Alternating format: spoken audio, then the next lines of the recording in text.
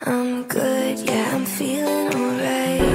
Hi! It's Andy Day today. Alam niyo ba, sobrang busy ko last week. At kayo rin, kung gusto niyo ng mabilisang skin boost kahit sobrang busy ka, i-check out niyo tong NDFX with PRP and Exosome. Alam niyo ba na wala itong downtime? In just 15 to 20 minutes na treatment, gaganda ang skin mo, magiging brighter, glowing, at tight. At eto pa, mawawala ang inyong mga pores. Kaya ano pang hinihintay nyo? Perfect to para sa inyong mga on the go like me. Kaya tara na, visit NB!